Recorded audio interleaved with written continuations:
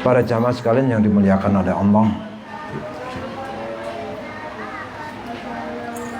kaitan daripada pembahasan dari awal bab wudhu, bab sholat, bab jenazah sampai pada bab zakat, itu semua merupakan tuntunan dari Rasulullah. Di dunia ini Allah itu menciptakan dua rumah. Di dunia ini Allah itu menciptakan dua tempat tinggal. Satu tempat tinggal rumah itu adalah surga. Yang satu dunia yang pada akhirnya itu menuju kepada neraka. Di kedua dunia ini, di kedua rumah ini, Allah itu menegakkan, memberikan pendukung untuk terlaksananya dua dunia ini, dunia atau rumah surga dan rumah neraka.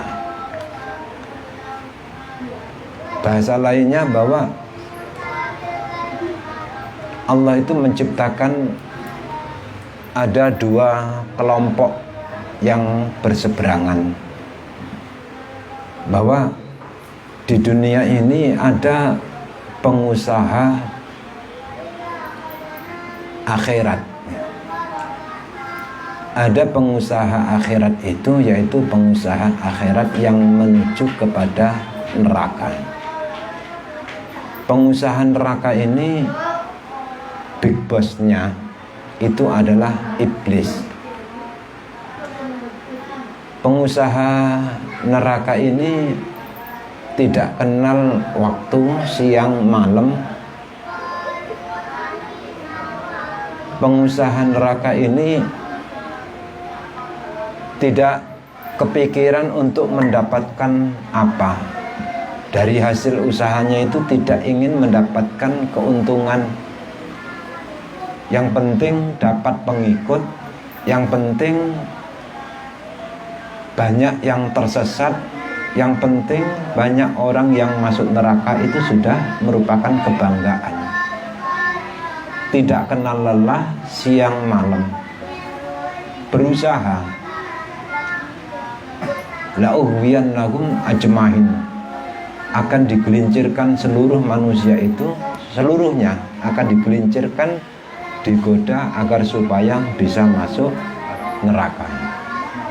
Siang malam tidak kenal lelah, tidak minta bayaran. Ciri khasnya pengusaha neraka ini, dia ini tidak minta bayaran sesen pun, sedikit pun tidak meminta bayaran. Berusaha, maka menggait, mencari sales-sales untuk mencari pendukung, untuk mencari pengikut sebanyak-banyaknya. Di sisi lain ada pengusaha akhirat, yaitu pengusaha surga. Pengusaha surga itu fadalalul jannati Muhammadun sallallahu alaihi wasallam. Sing dipandegani, yang ditokoi di depan, paling depan itu adalah Rasulullah sallallahu alaihi wasallam. Rasulullah itu, para nabi, para rasul itu adalah para pengusaha akhirat, yaitu pengusaha surga.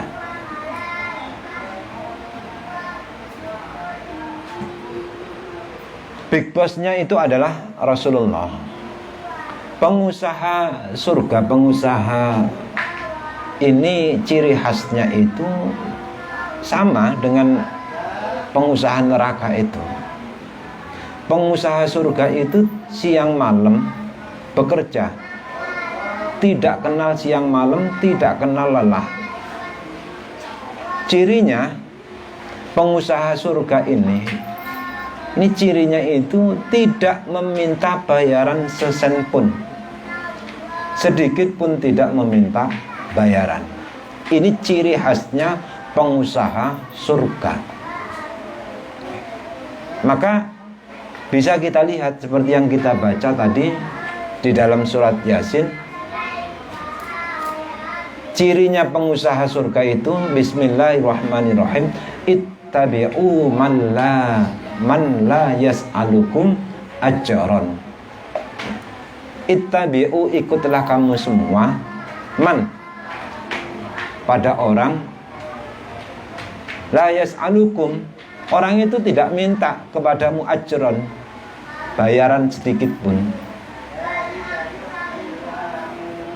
Tuntunannya Allah itu, kita itu disuruh mengikuti orang yang tidak minta bayaran, orang yang tidak meminta keuntungan dari kita, dari orang yang diajak.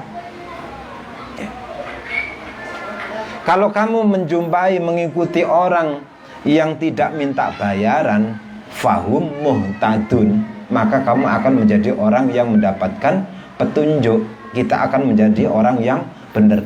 Kalau ingin menjadi orang yang benar, kalau ingin menjadi orang yang sesuai dengan yang dikehendaki oleh Allah, itu caranya bagaimana? Caranya adalah bergurulah, carilah orang yang tidak minta bayaran.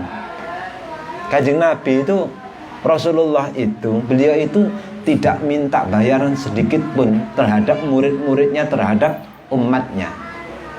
Bukan hanya tidak minta bayaran, Rasulullah itu modelnya itu orang yang, kalau bahasa kita sekarang itu, Rasulullah itu sering tekor. Punya tanah berhektar-hektar dikasihkan kepada muridnya, tidak dapat keuntungan, justru malah tekor. Bagaimana ketika sahabat itu minta doa, akhirnya dikasih oleh Rasulullah, didoakan dan dikasih modal. Pengen jadi orang kaya, akhirnya didoakan, didongani, bukan hanya didongani, dikasih modal, akhirnya jadi orang yang sukses. Bukan minta bayaran, tekor ya. Setiap bulan Idul Adha, ketika hari raya kurban, Rasulullah itu, umatnya yang tidak bisa kurban itu ditebusi sama Rasulullah. Rasulullah nyembelih 2 ekor kambing, yang satu untuk Rasulullah dan keluarga, yang satu untuk umatnya. Tekor. Ini ciri khasnya adalah pengusaha surga ya. Akhirnya diturunkan dari pengusaha ini, terus akhirnya ada yang, kalau bahasa kita itu istilahnya itu adalah distributor. Distributornya itu adalah para aulia, para kekasih Allah, para ulama, pondok pesantren yang mengkader, menciptakan generasi-generasi. Ini adalah distributor. Di bawah distributor ada sales ya. Siapa itu sales itu? Para dai, para ustadz, para kiai, para khotib, itu adalah sales yang menjajakan, ngajak orang untuk menjadi pengikutnya Rasulullah untuk menuju kepada surga ya. Cuman biasanya kalau sales itu ya dapat fee lah Pak ya. Kalau sales, kalau big boss itu kan tidak mencari keuntungan, tekor malahan. Tapi kalau ya namanya sales lah ya, ya dapat keuntungan lah ya. Tapi kalau kita ini ingin mencari orang yang benar-benar pengusaha surga, itu cari, meskipun di zaman sekarang itu cari orang yang sesuai dengan surat Yasin, ittabi'u man la yas'alukum ajron. Baru kita ini fahum muhtadun. Makanya di dunia torekoh itu Pak, di dunia torekoh itu, kalau nanti kalau satu misal jenengan itu mau memasuki dunia toreko, di antara rukunnya toreko itu ada yang namanya guru. Gurunya itu namanya mursyid, santrinya itu namanya murid ya. Kalau murid gandengannya dengan mursyid, gandengannya ini ya. seorang mursyid yang memenuhi kriteria, di antara kriteria syaratnya mursyid itu Pak, syaratnya mursyid itu tidak boleh membicarakan urusan duniawi dengan muridnya. Di majelis kok ada muridnya, tidak boleh membicarakan urusan duniawi. Nah, kok murid itu tidak transaksi Pak, tidak jual beli, ditawari dagangan, nggih, nggak masuk. Nggih, makanya ada yang sering nawarin, ya karena memang bukan mursyid, ya tidak apa-apa Pak. Tapi kalau mursyid itu tidak boleh membicarakan tentang hal duniawi, ngomongnya ekonomi, itu tidak boleh. Kok membicarakan hal duniawi, bisnis, transaksi, dan lain sebagainya, tidak masuk dalam kriteria yang namanya mursyid. Ada kitab panduannya. Di antaranya kitab panduannya itu, kalau Thariqah Sadaliyah itu panduannya itu adalah kitab hikam. Kitab hikam itu kitab panduan untuk Thariqah Sadaliyah, ya, dan lain sebagainya. Kalau kitab Thariqahnya Qadiriyah Naksabandiyah itu adalah kitab yang karangannya Syekh Amin Kurdi. Itu kitab panduannya Thariqah Qadiriyah wa Naksabandiyah. Diteruskan oleh para ulama ini, usahanya Rasulullah diteruskan sampai hatta yaumil qiyamah. Ini ada banyak pengusaha-pengusaha surga yang benar-benar pengusaha surga. Cirinya apa? Tadi itu. Cirinya itu di surat Yasin, ittabi'u man la yas'alukum ajron. Itu ciri khasnya, tanda-tandanya pengusaha surga. Kok ada pengusaha surga itu masih minta bayaran, ingin mendapatkan keuntungan, maka itu belum pengusaha surga yang sejati. Pengusaha surga yang sejati itu tidak minta bayaran sedikit pun. Pengusaha neraka tidak minta bayaran sedikit pun. Asalkan orang itu bisa terjerumus, sudah senang. Asalkan orang itu bisa selamat sampai ke surga, sudah senang. Itu merupakan kebanggaan. Itu adalah ciri khasnya dua pengusaha ini. Dari diciptakan dunia sampai dengan kiamat, yang namanya dua pengusaha ini tidak akan pernah putus, selalu ada. Dari dulu sampai kiamat selalu ada pengusaha neraka dan pengusaha surga. Nah, bagi kita gampang untuk mencari agar kita ini menjadi orang yang ketuntun, menjadi orang yang sesuai dengan yang dikehendaki oleh Allah. Caranya yaitu tadi, kalau membicarakan, kalau berbicara dengan guru, kalau menjumpai guru itu tidak pernah membicarakan tentang hal bisnis. Satu indikasi. Yang nomor dua, orang itu tidak pernah minta bayaran. Tapi kalau dikasih mau, bukan tidak minta. Beda ya. Tidak minta dengan dikasih. Kalau dikasih itu kan mau, kan banyak alasan tuh Pak. Dikasih, diterima. Bisa jadi niatnya itu untuk menyenangkan orang yang ngasih. Bisa jadi dikasih itu diterima, tapi bukan untuk dirinya, diberikan kepada orang yang membutuhkan. Bisa jadi banyak faktor, banyak alasan ya. Tapi tidak pernah membicarakan nilai nominal, tidak pernah. Minta tidak pernah. Itu yang namanya pengusaha, dua pengusaha. Nah, kita ini tugasnya itu adalah menjadi agen-agen, menjadi sales-sales untuk pengusaha surga, untuk menjajakan, menawarkan surga. Maka kita ini kalau kita menjadi agen, lama-kelamaan, kalau kita ini bisa berkembang, lama-kelamaan kita ini bisa menjadi distributor. Itu otomatis.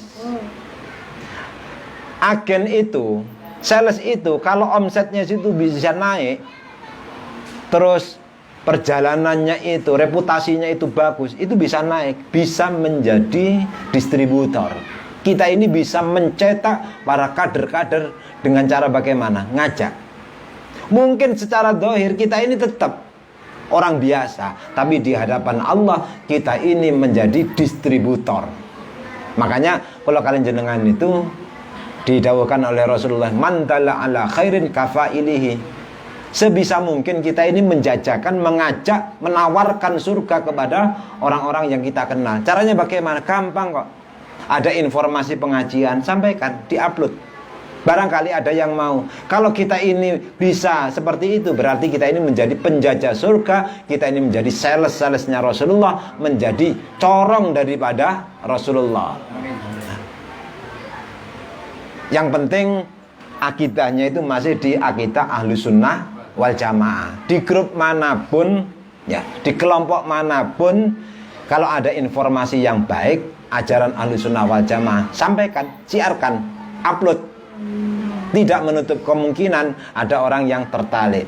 Kalaupun tidak ada orang yang ikut hadir di antara 100 anggota, tidak ada yang hadir, dengan mengupload itu sendiri, itu sudah kita ini mandala ala khairin. Kita ini sudah menunjukkan jalan untuk menuju kebaikan. Maka dari situ kita ini sudah dapat pahala. Jadi untuk mencari pahala itu sangat gampang sekali. HP itu bisa mengantarkan kita ke surga, juga bisa mengantarkan, ya, tergantung dari kita, ya. Makanya ya di samping, makanya kalau HP-nya itu tulat-tulit, tidak bisa WA, ya otomatis lah peluang untuk mencapai surga juga abot. Tapi faktor selamat juga lebih besar. Kan ngoten kan? Karena HP-nya tulat-tulit. Nah, kalau kita ini kalau mau nyari kenalan ya Pak, buka Facebook, itu banyak, itu sudah minta pertemanan yang pada akhirnya itu menjadi teman. Akhirnya ada yang nyantol dan sebagainya. Urusan bisnis atau yang lainnya kan nyantol. Buat ini kan masalah mandala ala khairin. Loh, kalau kita tidak kenal yang seperti itu, ya tidak tahu, tidak bisa berteman, tidak bisa mendapatkan informasi. Wah. Akhirnya kalau HP-nya itu turatul itu, akhirnya orang itu tidak tahu vaksin sudah mau masuk ke Denpasar apa belum, tidak tahu apa itu vaksin itu. Apa vaksin itu? Itulah. Ya, jadi mari kita ini menjadi agen-agennya Rasulullah, menjadi sales-salesnya Rasulullah. Setiap ada informasi yang baik, mari kita sebarkan untuk orang yang ada di sekitar kita. Mudah-mudahan dengan cara seperti itu, derajat kita ini naik di hadapan Allah. Pun, moga barangkali ada yang mau bertanya yang berkaitan dengan materi atau yang di luar materi. Moga disilakan. Betul.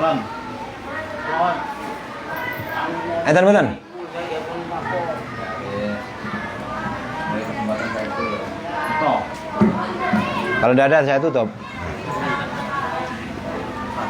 Monggo. Misalnya ada keluarga meninggal gitu, kalau orang istri itu lagi haid itu bisa ke makamnya enggak?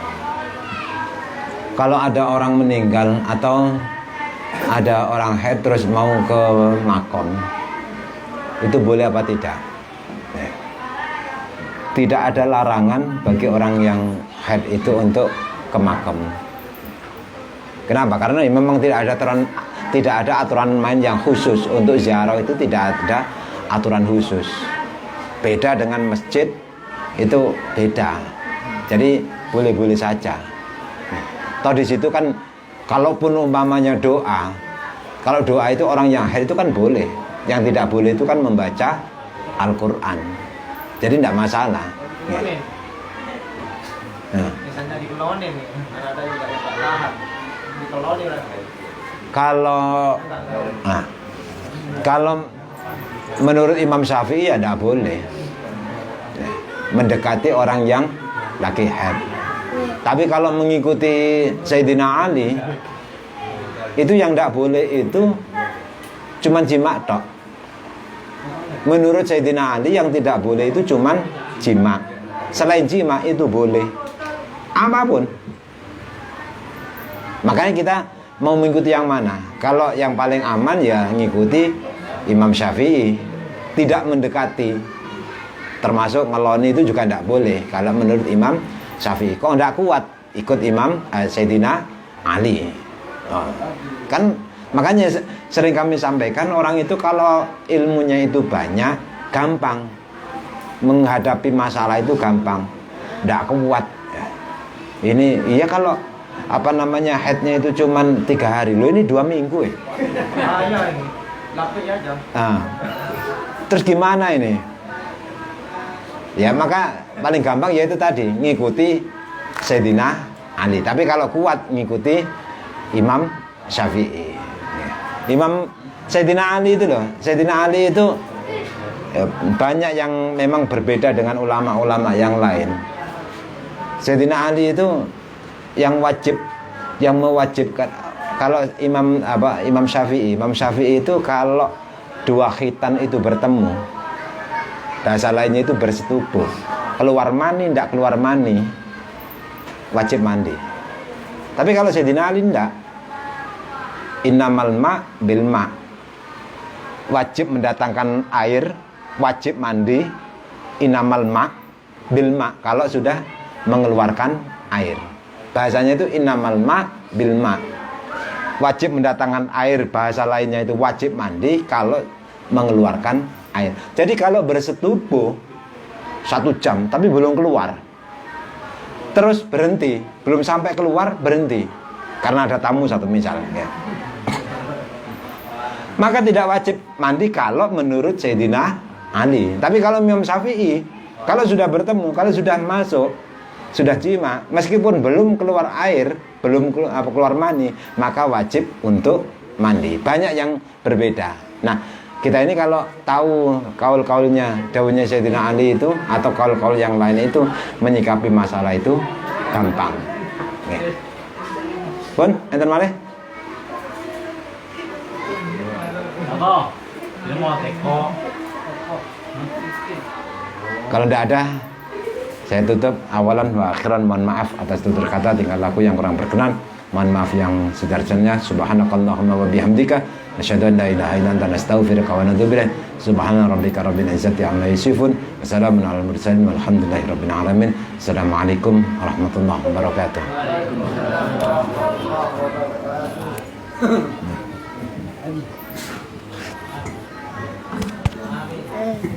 Bismillahirrahmanirrahim. Allahumma salli ala Muhammad wa ala ali Muhammad.